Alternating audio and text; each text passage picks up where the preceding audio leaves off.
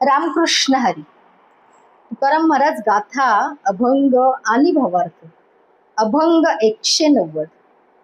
एके घाई खेळता न पडसी दाई, दुचाळ्याने ठकसील भाई रे. त्रिगुणांची फेरी थोर कष्टी होसी, या चौघांची तरी धरी सोयी रे. खेळ खेळोनिया निराळाची राही, सांडी या विषयाची घाई रे. तेनेची खेळे बसवंत होसी, ऐसे सत्य जाणे माझ्या भाईरे. सिंपियाचा पोर एक खेळिया नामा, तेने विठ्ठल बसवंत केला रे. आपुलिया सवंगडिया सिकवुनी घाई, तेने स्वतंत्र फड जागविला रे. एक घाई खेळता तो न चुकेची कोठे, तया संतजन मानवले रे. ज्ञानदेव मुक्ताबाई वटेश्वर चांगा, सोपान आनंदे खेळती रे. कान्हो गोवारी त्यांना बसवंत केला, आपण भोवती नाचती रे. सकळिका मिळोनी एकीच घाई, त्याच्या ब्रह्मादिक लागती पायी रे. रामा बसवंत कबीर खेळिया, जोडा बरवा मिळाला रे. सवंगडिया एकची घाई, तेथे नाद बरवा उमटला रे. ब्रह्मादिक सुरवर मिळोनिया त्यांनी, तोही खेळ निवडिला रे. ब्राह्मणाचा पोर खेळिया एका भला, तेने जन खेळ कर केला रे. जनार्दन बसवंत करुनिया, तेने वैष्णवांचा मेळ मिळविला रे. एकची घाई खेळता खेळतो, आपणची बसवंत झाला रे.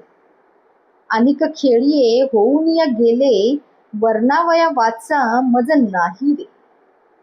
तुका म्हणे गडे हो हुशारुनी खेळा, पुढीलांची धरुनिया सोयी रे. एकची घाई खेळता जो चुकला, तो पडेल संसार डाई रे. अभंगाचा अर्थ असा आहे की एकात्वाच्या भावनेने आणि अद्वैत्वाच्या वृत्तीने तू जर खेळ खेळलास, तर मग मात्र संसाराच्या डावात किंवा चक्रात तू सापडणार नाहीस. आणि द्वैत्वाच्या भावनेने खेळशील तर भाई फसशील रे बाबा. तू यामुळे सत्व रज तम या त्रिगुणांच्या चक्रात सापडून फारच कष्टी होशील. आणि म्हणून पुढे दिलेल्या चौघांची उदाहरणे नीट ध्यानात धरून तू आता वाग. जगातील संसाराचा जरी तू खेळ खेळलास, तरी तू अलिप्त राहा. बाह्य विषयांची सारी संगत तू सोडून दे. आणि अशाच खेळामुळे तू प्रत्यक्ष ईश्वर होऊन जाशील. हे माझे सत्यवचन भाई तू नीट समजावून घे.